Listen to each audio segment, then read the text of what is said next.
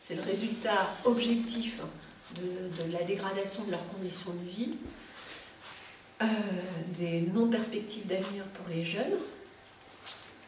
Et Madame Le Pen, elle dit, face à ça, c'est de la faute à des vilains, je mets des points de suspension, c'est de la faute à l'Europe, c'est de la faute à l'euro, faites ce que je vous dis, sauf que concrètement, c'est pas trop ce qu'elle propose si jamais elle était au pouvoir, ce que je ne souhaite pas, mais en termes économiques, en termes d'organisation, d'aménagement du territoire, tout ça, c'est pour le coup, il n'y a rien de concret. Non, il n'y a rien du tout. Tu confirmes? Ah oui, c'est clair. Donc voilà, moi, pendant la campagne, Daniel et moi, c'est ce qu'on va proposer, on va dire, et on va débattre de cette approche-là. J'ai oublié de dire que l'année dernière, au cantonal, où tu étais remplaçant de Stéphanie Château, Stéphanie et toi, vous aviez fait 7,28% sur... Je ne pas titulaire, monsieur. Oui, c'était Stéphanie qui était titulaire, Château. 7,28% au cantonal de 2011. C'est le canton de Pontaillé. Oui, sur le canton de Pontaillé.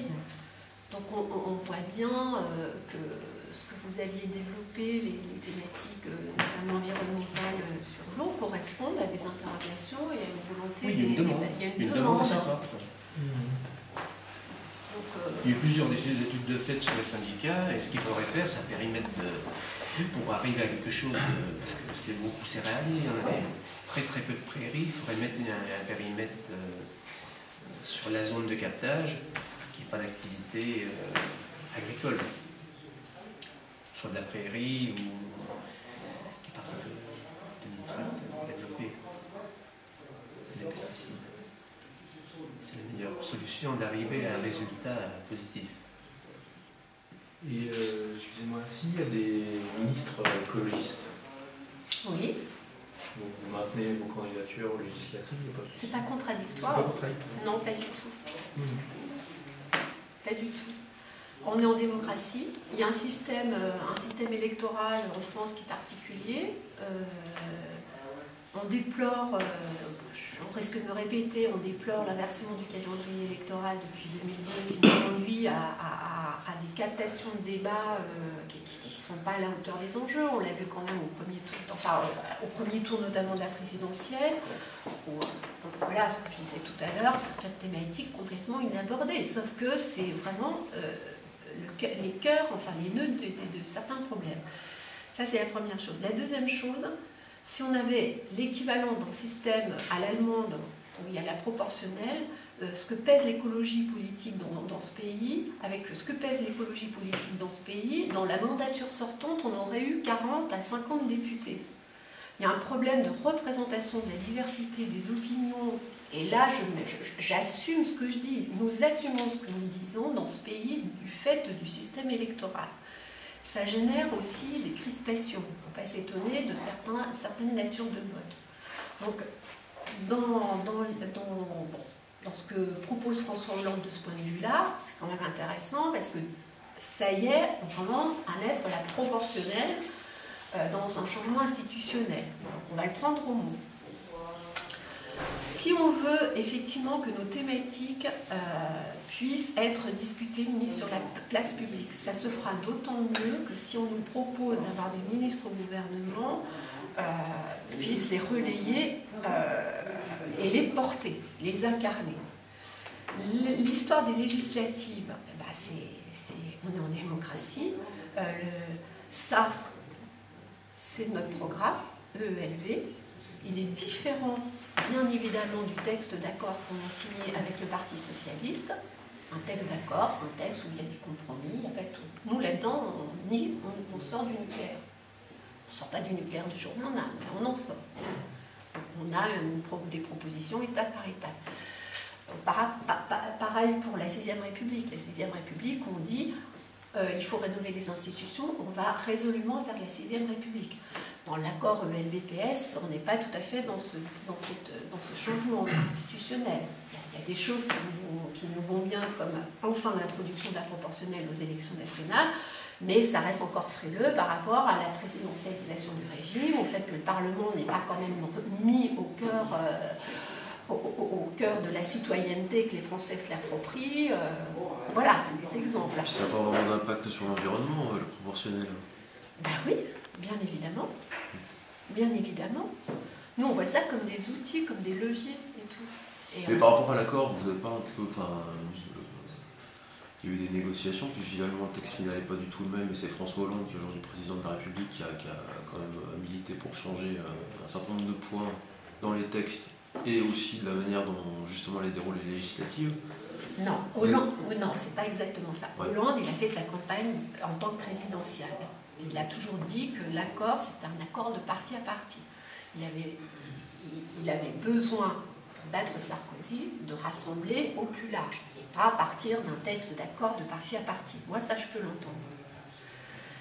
Maintenant, les résultats de dimanche soir montrent que quand même, il est loin d'être majoritaire tout seul. Hein, les sondages qui donnaient à 54, 46, 54, bon, c'est pas tout à fait ça. Il est à 51,7. Est-ce que je joue j'ai la prétention de dire que les 2 points et demi d'Eva Joly ont été nécessaires. Les 2 points et quelques d'Eva Joly lui ont été nécessaires. Bon, c'est un petit peu... c'est un peu forcé le trait. Mais il n'est pas majoritaire tout seul. Mais vous pesez moins que si le score était de 9 ou 10%. On est d'accord. Donc il dit que François Hollande a obtenu vos propositions et les accords qui ont été passés parti à parti maintenant qu'il est président. Enfin, je reposais la question autrement, je rebondis sur ce que tu viens de dire. Enfin, en gros, on est d'accord. il y avait une configuration, vous avez plutôt tendance à faire les yeux doux ouverts, et maintenant, la configuration les porte peut-être plus vers le front de gauche. On va voir. En gros, Europe Écologie maintenant. Oui, mais nous, ce qu'on dit, le seul texte écrit concret, avec des propositions concrètes et tout, c'est le texte d'accord ELVPS. Au moins, les gens en pensent ce qu'ils en veulent, mais au moins il est sur la place publique. Moi, je ne sais pas ce que veut le Front de gauche précisément par rapport à on a chassé Sarkozy, mais qu'est-ce qu'on fait maintenant? Ce que je ne comprends pas, c'est que cet accord il va s'appliquer dans les circonscriptions où il y a justement un accord. L'accord électoral. Il y a une soixantaine de circonscriptions où il y a un accord de désistement candidat EPS, candidat écologique. Non? Non.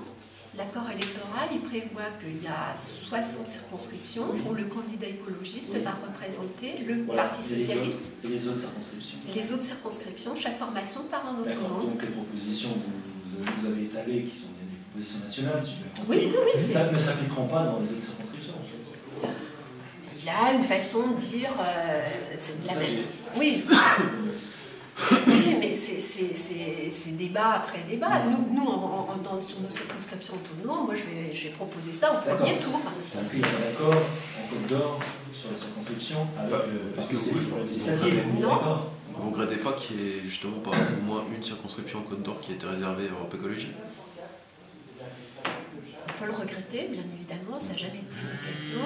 Ce qu'on constate, alors, est-ce que je jette un petit fiel au passage? Je sais pas. Claude Darcion avait annoncé un temps qu'elle ne se représentait pas avant le début des négociations.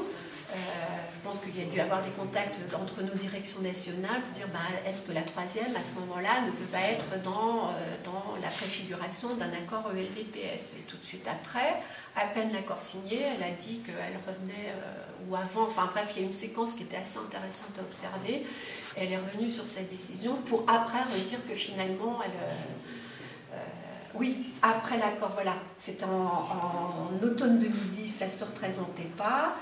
Après, elle est revenue sur sa décision. Finalement, il y a une dynamique. Je veux bien faire de nouveau député parce que cette fois, je serai dans la majorité. Et à peine l'accord signé, voilà, c'est ça, à peine l'accord signé, elle a dit non, finalement, j'y vais pas. Il n'y avait pas de volonté en Côte d'Or, il n'y a pas une volonté relayée en Côte d'Or pour que la Côte d'Or puisse être dans l'escarcelle de l'accord national. Mais ce qu'on peut comprendre, hein, c'est comme ça, on prend acte. Vous aviez dit qu'il n'y avait pas de discussion. Non, mais il n'y a jamais localement, parce que bon, dans certaines fédérations, ça discute. Il y a des discussions, est-ce que vous ne croyez pas et tout. Nous, on n'a jamais eu de contact, de sollicitation.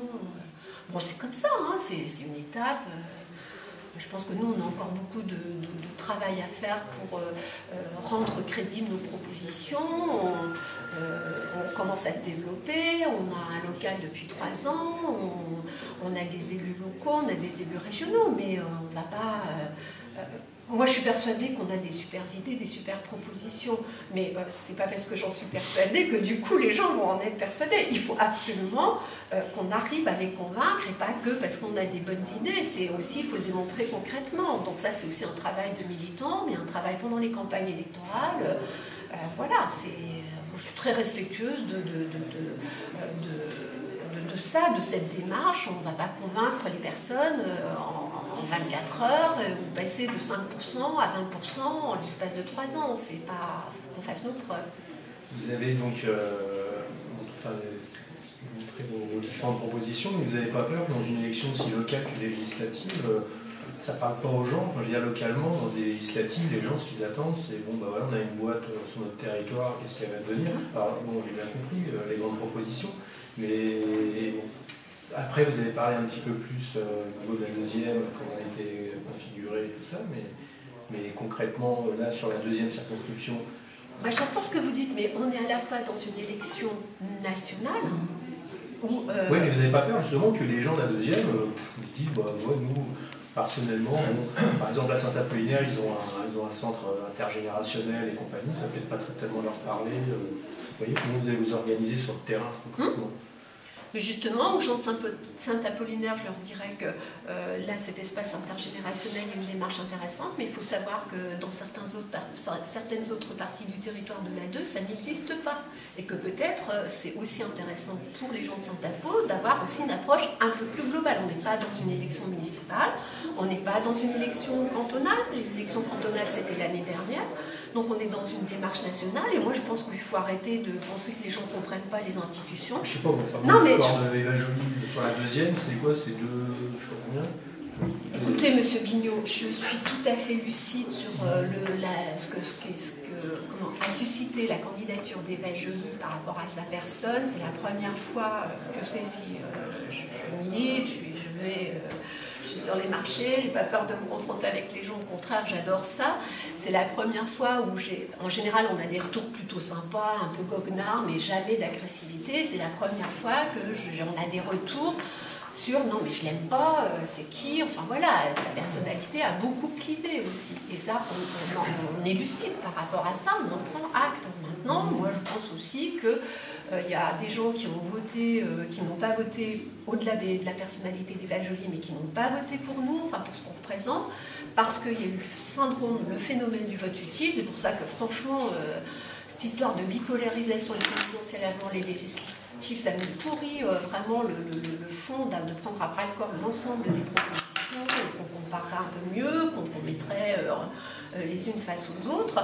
Donc le vote utile parce qu'on sent le Front National arriver, et c'est une démarche qu'on peut souligner, qu'il faut reconnaître, qui peut être légitime, hein, que je ne condamne pas du tout, mais nous on fait le pari qu'aux législatives, les gens vont quand même se dire non, mais là, il faut y aller, on va mettre des députés écolos, donc les 60 circonscriptions, c'est le cadre de l'accord. Hein, à un moment donné, nous, on a fait un peu de stratégie politique en se disant, avec les modes de scrutin qu'on a, le jour où on aura un groupe de 20 députés à l'Assemblée nationale, c'est dans 50 ans. Or, dans 50 ans, on se dit, c'est peut-être...